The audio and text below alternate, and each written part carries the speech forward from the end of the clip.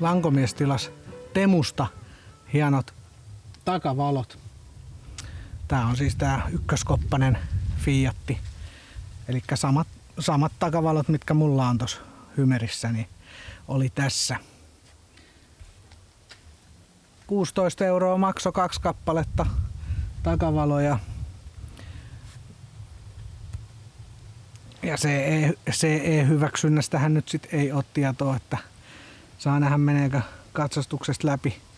Kuulemma jotkut peräkärrit on mennyt katsastuksesta läpi näillä valoilla, mutta en sit tiedä. Hyvän näköiset ne on, kun niihin virrat tulee. Vilkut toimii, kaikki systeemit toimii, pakkivalot ja muut toimii kyllä. Se on vilkku. Joo. Painelepa jarru.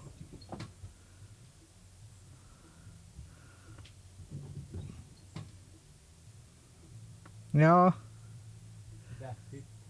No ei kai muuta. Pakkivalo, joo. Otappa jarru pois. Joo. Ja tässä on tää vilkku. Vilkku menee tässä. Näin. Niin siihen saa, siellä on 2 vilkkupiuhaa. Toisella piuhalla tän saa menemään silleen lit. Tiedättekö? Niin kuin uusissa autoissa menee, semmoista hienot. Ja sitten toisella piuhalla se vaan vilkkuu. Tää punainen tässä on ajovalo. Punainen. Ja sitten tässä palaa myös punaiset ledit tässä. Jarruvalo, en nyt muista, että olisiko jarruvalo ollut tossa. Tai jossain se vielä syttyy sit lisää. Joo, hienon näköiset. Täällä on se vanha kupu sisällä. Se, niin kuin se kotelo. Siihen päälle on tehty pellistä levy. Ja sitten tää on vaan läntätty sit siihen pellin päälle. Tää on siis tällainen matala läpyskä tää valo. Vaan niin ihan hyvät. Suht yksinkertainen asentaa, mutta pientä tollaista modifiointia se tarvii, että toi peltilevy tonne alas tai tuohon pohjalle ja silleen. Mutta sinne sai tosiaan sen alkuperäisen kotelon sai sinne asennettua ja silleen. Vähän mietin, että pitäisikö Hymeriikin, mutta en mä tiedä, jos ei ne mene katsastuksesta läpi, niin jaksaako sitä alkaa kikkailemaan. Sitten pitäisi olla vaihtovalot ja aina katsastukseen ja sellaista kikkailua, niin ei sitä nyt jaksa. Pitäähän ne valot olla tieliikennelain säädösten mukaiset.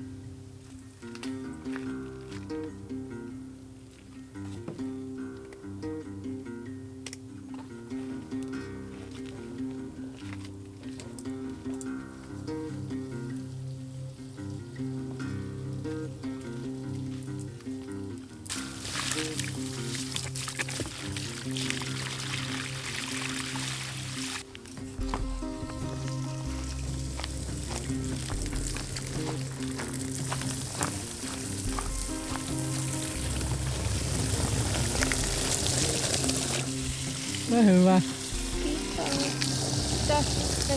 Joo.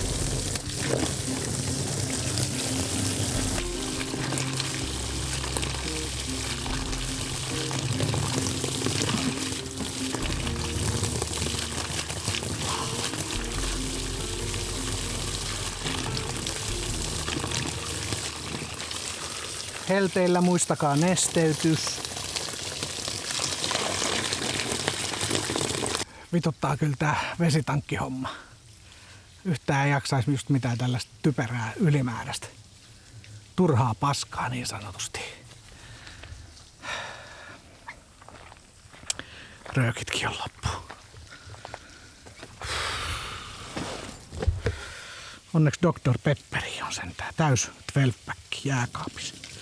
Ai että.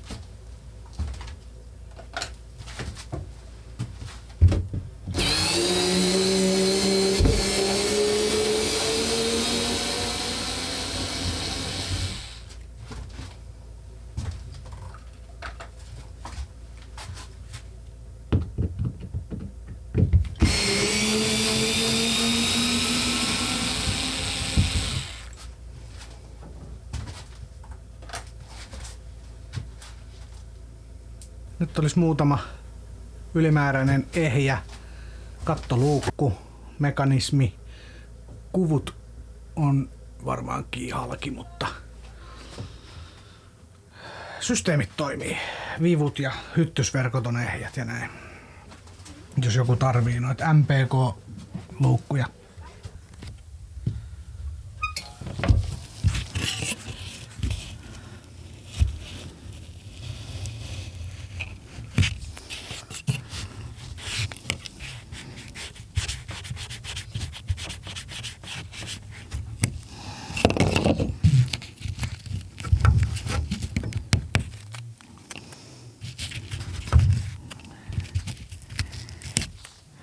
Vittu, onks tääkin jotain vitun silikoonia?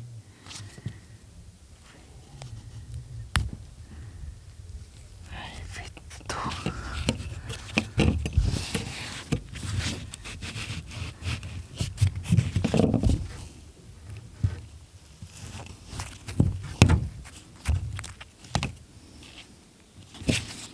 Tähän paskaa tää.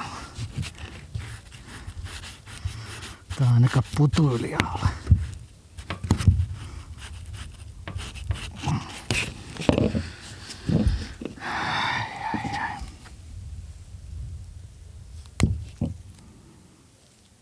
Venyvää, mutta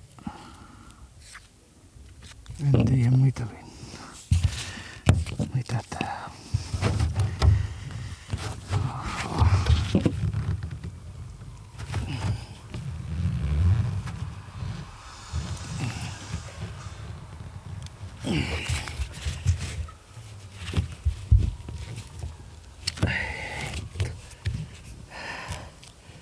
Siellä sisällä on sikaputyylit kyllä.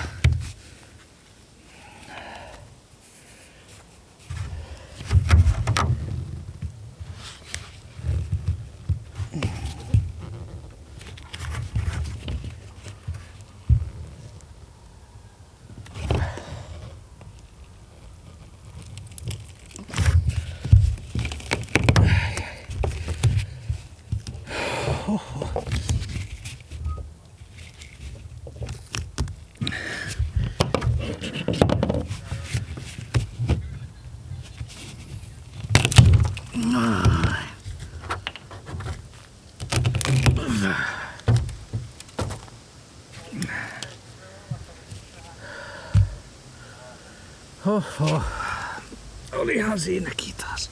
No niin, siinä näette nyt sitten taas koko K-raudan massavalikoiman yhdellä kertaa. Siinä on 4 eri massaa. Se on semmonen toivotaan lähestymistapa. Et kun kaikkea laittaa, niin toivotaan, että joku niistä pitää. Tässä on jotain ruskeata paskaa, ulonmainen reuna laitettu niin kuin ulkoapäin tiivistämään. Tällaista jotain ruskeaa, niin kuin jotain ruskeaa, joka katkeilee, ja sehän irtos sitten, kun vähänkin liikutti kattoluukun reunaa, niin sehän irtos toi koko massa siitä niin kuin saman tien napsahti irti. Ei yhtään, siis se on venyvää, mutta ei yhtään se silleen niin kuin oikealla tavalla venyvää. Se napsahtaa poikki sitten kuitenkin tästä ihan niin kuin tälleen, että se ei ole semmoista. No sitten tässä on seuraava rivi. Tää on todennäköisesti sikaa, sen tunnistaakin. Tää on niinku pysynyt hyvänä nyt tää sika tässä, kuten näette, 710. Se on tätä. Tässä on oppinut tunnistamaan massat jo ulkonäön ja koostumuksen perusteella. Toi on sika 710, tää musta tässä. Sen jälkeen tässä on harmaa. Tää on todennäköisesti voi olla jotain alkuperäisiä, en tiedä. Harmaata. Tää on ollut joka paikassa, harmaata, ihan joka paikassa. Tää on vähän jo semmoista haurastunutta, vähän semmoista hiekkamaista. Elikkä tuntuisi olevan erittäin vanhaa. se on myös tosi huono kuntosta jo, että se ei ole. Täällä on ihan rakoja. Tai no, varaa olisi vaikea sanoa, kun osa on jäänyt tänne kattoluukkuun, mutta ei ole enää hyvässä kunnossa tää harmaamassa. Ja sitten täällä on tämmöstä jotain muuta harmaata vielä. Tää on ihan tämmöstä murenevaa jo. Tää on ihan tämmöstä. Ei tee niinku mitään. Ei tiivistä enää mitään. Siinä on nyt 4 massaa. Ja niistä on ainoastaan 1 hyvässä kondikse. Tai silleen niin kuin joustavassa semmosessa niin kuin olomuodossaan, kun sen kuuluu olla. Ja se on täältä Sika 710, tätä mustaa.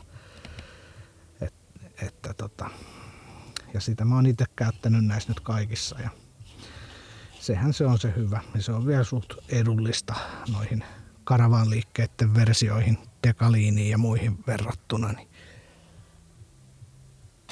ihan vielä pysyy budjetissa niin sanotusti. Mutta joo, mä alan nyt putsailemaan tätä mössöä tästä ja laitetaan sinne sitten uusi kattoluukku paikalleen. Ja tonnehan mun pitäisi alkovin yläpuolelle ton antenni lähtee hemmettiin ja tonne keulille sitten joku tohon kohdille niin kattoluukku tonne sängyn yläpuolelle asentaa. Mulla on siihen 28 senttinen kattoluukku, niin se pitäisi sinne vielä asentaa. Mutta mä taian pestä tän katon ennen sitä ja maalata tän katon vielä ja sitten vasta katella noita reiäntekoja tonne. No, se ei ole niin tärkein juttu nyt. Se on vielä muutamia poutapäiviä, niin mä ajattelin, että mä eihin ton kattoikkunan vielä vaihtaa. Sitten on kaikki. Tuossa on keittiön kattoluukku ja vessan kattoluukku, nämä on vaihtanut jo. Ja tuolla on toi yksi räppänä. Siellä on vanha Trumatikin räppänä, josta on toi hattu jo rikki, se on vaan siinä sateen suojana päällä. Ja sitten tuossa on tuo puhtaan valkoinen vieressä, niin se on sinne vaatekaappiin. Tein tommosen tuuletus. Se on ihan vaan tuuletusräppänä. Pysyy se vaatekaappi sitten. Siellähän on boileri siellä vaatekaapin lattian alla, niin sinne kuitenkin lämpöä ja kosteuttakin saattaa tulla, niin pysyy se vaatekaappi vähän tuoreempana, raikkaampana, kun siellä on toi räppänä. Mut joo, näitä nyt olisi 3 kappaletta, näitä mitä nää on? Mekanismeja. Jos joku tarvii, nää on ihan ehjiä sinänsä, että olisiko tässä vielä. Tässä taitaa olla ehjä kupu. On se vähän tosta halki. Tää on ihan korjattavissa vielä. Tää on ihan korjattavissa. En mä tätä ois muuten vaihtanutkaan, mutta kun mä haluan sen veivattavan ikkunan itselleen, niin mä en näistä MPKista niin tykkää. Mut jos joku tarvii MPK-kattoluukkuun, niin siinä olisi. Ei oo hinnalla pilattu, että siinähän niitä on niitä 10 kappale vaikka tai jotain. Mulla tuli yksi tällainen idea mieleen. Jos mä laittaisinkin tähän vaan tällaisen pleksin. Kunnolla koriliimalla kiinni. Sitten mä saisin mun aurinkopaneelin tähän tasaiselle ton päälle. Muutenhan mun pitäisi vetää se tosta ja sit se menisi tonne. Sitten tänne tulisi pitkät jalat. Se jäisi hölmösti ilmaa. Tää nyt on ollut mulla vähän niinku tää ongelma. Tää olisi suorempi. Ai joo? Joo, huomattavasti. Katoppas vaikka. Vai näyttääkö vaan? No on tääkin kyllä aika venkula.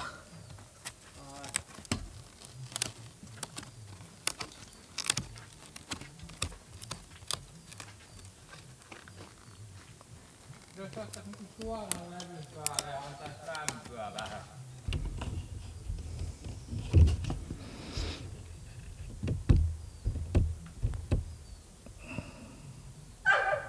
Joo, on tää parempi. Mut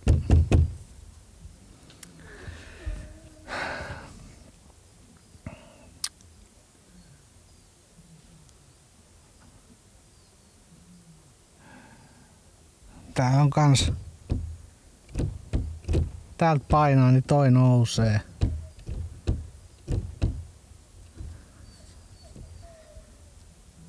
Se avaa sitä, kun otat se niin, että käydään tallille tänään ja otetaan tasainen vaneeri, minkä päälle laitetaan se ja annetaan lämpöä.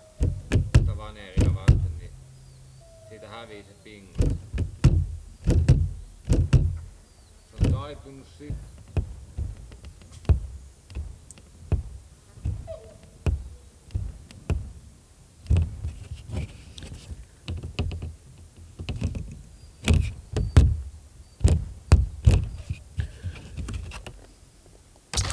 Joo, mä ajattelin, mä laitan tällaisen hienon Biohazard sapluunamaalauksen tuohon vessan kanteen, niin no melkein.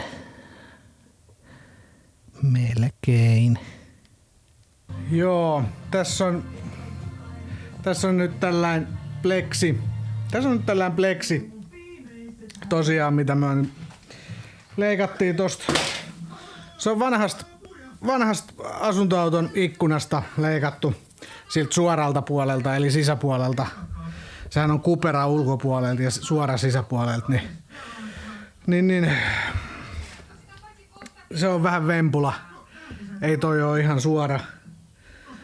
Mä laitan sen sinne katolle sikamassalla, liimamassalla kiinni, kunnolla liimamassaa, ettei vuoda. Mä saan sen paneelin päälle. Toi on sellainen vempula, että mä en halua tot laittaa. Mun on pakko huomenna mennä ostamaan Etrasta akryylilasi palanen 45 senttiä kertaa 45 senttiä. Se on suora. Mä saan sellaisen vähän paksumman. Se on jämäkkä, suora. Mä saan sen liimattua. Mullahan oli vanhassa Hymerissä itse asiassa samalla tavalla laitettu se iso kattoikkuna, käytävän kattoikkuna umpeen ja mulla oli paneeli siinä päällä, että sinänsä erona vaan se, että siinä Hymerissä oli sellainen kattoluukun kaulus, kun siinähän oli se iso pitkämallinen kattoikkuna, alkuperäinen, niin siinä oli sellainen korkea kaulus. Niin mä otin sen kuvun pois, laitoin sen pleksin siihen, liimasin umpeen ja sit paneeli päälle. Ei vuotanut ikinä. Ihan hyvä systeemi oli. Ei siinä mitään. Mut joo, tosiaan toi on liian blörö.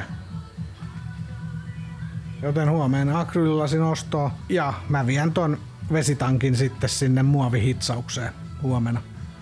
Hitsatkoon se kuntoon. Mä en jaksa mitään tulppauksia. Mä jo yhdet tulppaukset tein tai tulppaukset, mutta noin tein ja piti olla tiivis. No eipä ollut. Jokainen 5 vuoti. Siinä olisi pitänyt siinä pultin kannassa olla kans joku O-rengas tai joku ja en mä rupea leikkiin nyt tollastenkaan yhtään. Ei jaksa nyt yhtään tollasta ylimääräistä paskaa tässä kohtaa. Hitsaukseen vaan. Sitten se on ummes. En tiedä, sit varmaan Biltämästä ostan sen perus vesitasoanturin. Mikä mulla on Livekossakin, se on hyvä. Se on sellainen putken päässä sellainen koho, joka liikkuu ylös alas sitten veden määrän mukaan. Ja siihen sitten se erillinen vesimittari, se on aivan hyvä. Se on aivan hyvä, yksinkertainen. Ärsyttää tällaista ihan ylimääräistä, aivan täysin turhaa paskaa joutuu tekemään. Olisi muutakin tekemistä, mutta ei, mä teen täällä nyt jotain ihan vammaisia juttuja. Mutta tällaista tää on. Mikään ei mennyt, nytkin toi kattoikkuna homma, niin no oma päätöshän se oli, että mä en laitakaan siihen kattoikkunaan, vaan mä laitan sen pleksin ja nyt joudun sitten sen pleksin takia säätämään näitä asioita. Mutta se on nyt kuitenkin parempi ratkaisu, että mun ei tarvitse paneeliin laittaa silleen tyhjän päälle sinne silleen hölmösti. Mä saan sen siihen.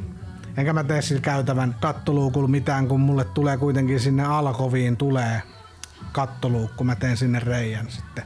Tuon sängyn yläpuolella on sit kattoluukku. Niin sit mulla on niinku auton takaosas eli keittiös sekä etuosas eli alkovissa kattoikkunat. Ja sit on vessas, niin ne riittää. Siinä on kuitenkin sivuikkunatkin avattavat ja näin, niin kyllä siellä ilma kiertää ihan tarpeeksi. Että siinä mielessä en mä tarvi sitä kattoikkunaa mihinkään. Ettenkö mä vois laittaa sitä umpeen, mutta se umpeen laittaminen, en tiedä miten se kondensoi. Mullahan on se Alkovin etuikkunakin nyt tollain yksinkertainen pleksi vaan. Et siinä se ei ole tuplalasia. En tiedä miten toi nyt sit kondensoi, mutta ihan sama. Aivan sama tässä kohtaa. Sittenhän sen näkee. Sitten vaan kuivaillaan. Sitten kuivaillaan rätillä.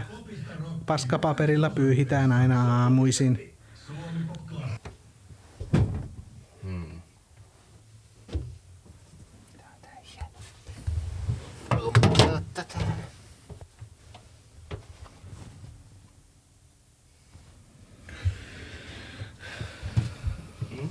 Täällä on nyt Detlefsissä, Lankomiehen Detlefsissä on asennettu tänään tonne katolle. Tai eilen se kytkettiin jo kiinni tuolla katolla toi aurinkopaneeli Kärkkäiseltä. Trina Solar taisi olla merkki.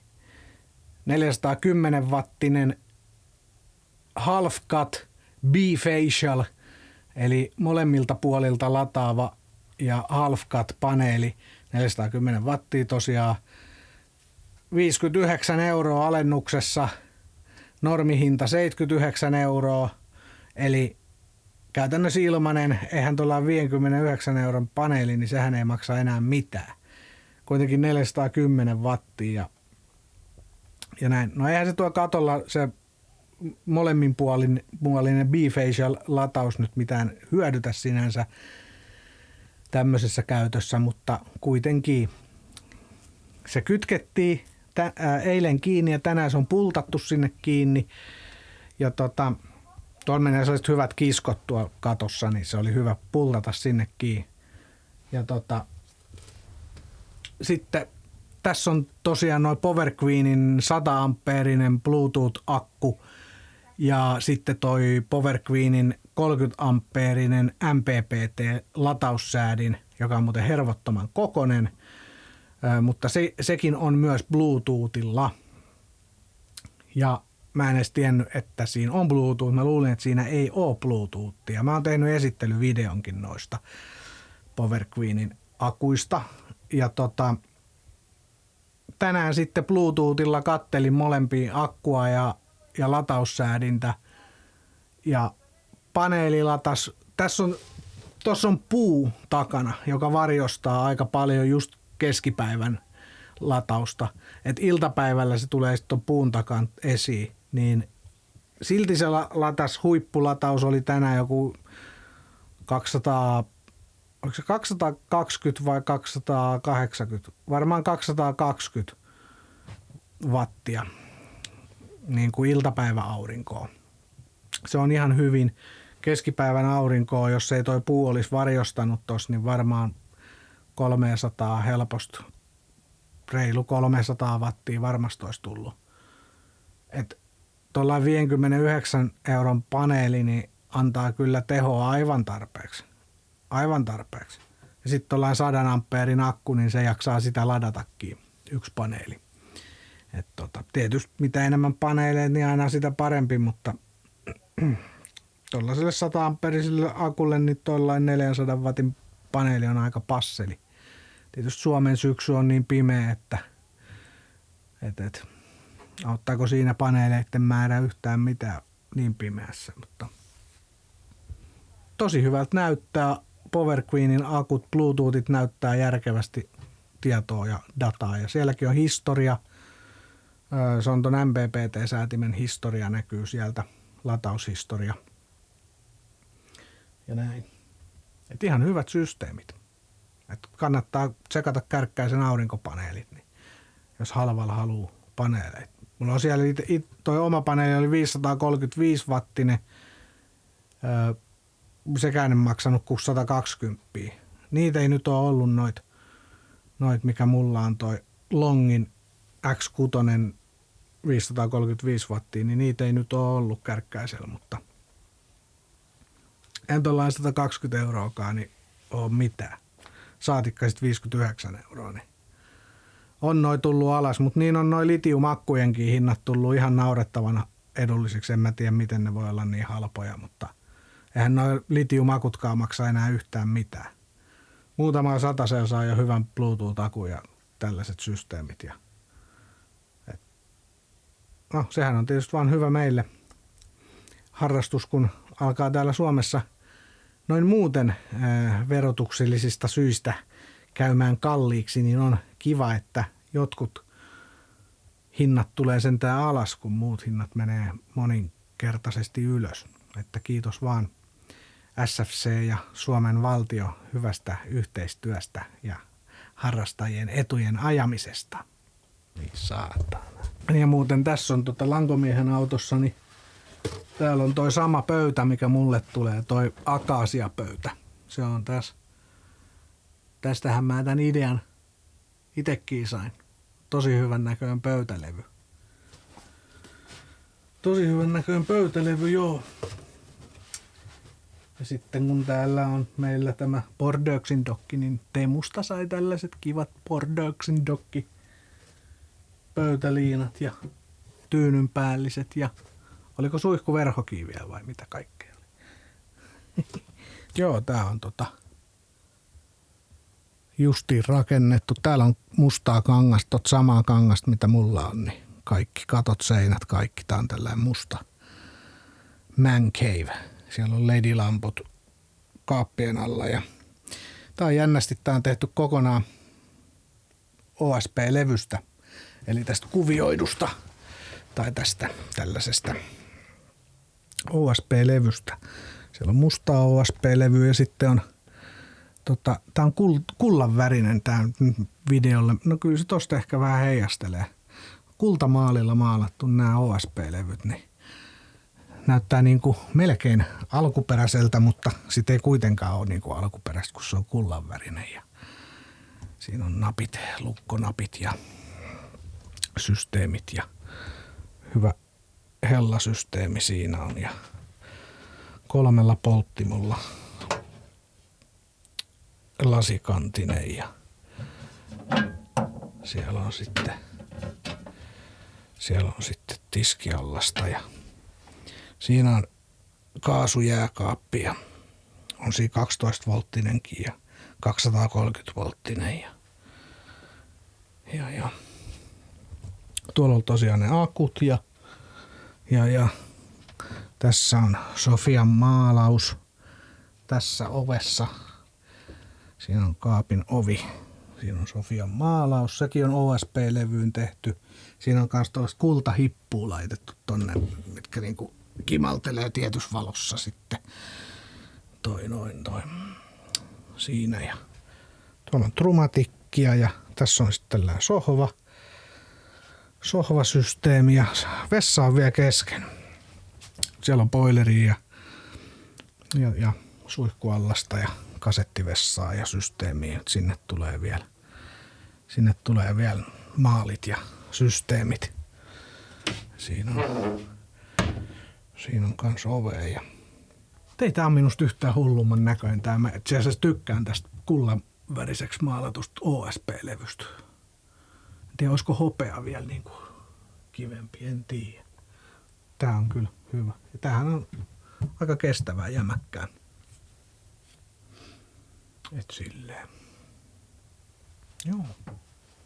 Tää oli nyt tällä esittelyvideo.